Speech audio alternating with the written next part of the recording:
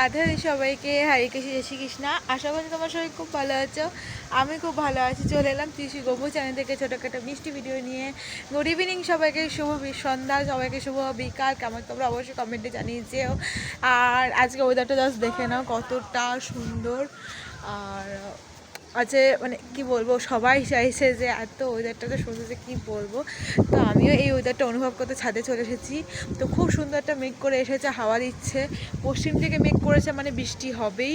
তো পূর্ব দিকে কিন্তু মেঘ নাই, কিন্তু পশ্চিম দিকে কিন্তু মেঘ আছে। তো পশ্চিম দিকে মেঘ হলে নাকি বৃষ্টি হয়, ঠামি বলে। এমনি তো আমি দেখেওছি যে পশ্চিম দিকে মেঘ হলে কিন্তু বৃষ্টি হয়। তো সেই জন্য একটু ছাদে এলাম একটু গান টান শুনবো বলে। এমনি তো সারাটা দুপুর তো ঘুরনি, তাও সংসারে সংকীর্তন এসব স্টার জলসা সিরিয়াল টিরিয়াল দেখে তারপরে ওই 4:30 বিছানা ছেড়ে উঠলাম। তারপরে ফোনটা চার্জার দিয়ে ওপরে এসে একটু ব্রাশ ট্রাশ করে ফেস ওয়াশ করে মুখ টুক ধুয়ে পরিষ্কার হয়ে সাবান টাবান মেখে স্নান করলাম, কারণ সকালবেলা করলেও বিকালবেলা করতে মানে এত গরম পড়েছে কি বলবো। তো ড্রেস ফ্রেস চেঞ্জ করে ছাদে একটু আটা মাখলাম, আটা ময়দা ফয়দা মেখে একটু পরোটা ফরোটা করলাম, খেলাম 5খানা পরোটা পুরো একাই খেলাম। মা জানতে পারলে মাইটা দেবে। তো যাই হোক, খাওয়ার পর এই জাস্ট একটু ছাদে এলাম, মাথাটা খুব যন্ত্রণা করছে জানি না কেন। তো যাই হোক, একটু রোজমেরি বাটার দিয়ে চুলটা বেঁধেছি। তো বেশি টান টান করে বাঁধা হয়েছে বলে মানে বেশি মাথাটা যন্ত্রণা করছে। তো যাই হোক, তোমরা আগে ব্লগেই দেখেছো যে আমি কী খেয়েছি, সেগুলো শেয়ার করেছি।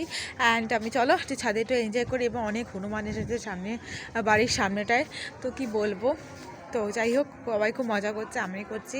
কে জিতলো অবশ্যই কিন্তু কমেন্টে জানাবে। তাহলে সবাইকে রাধে রাধে।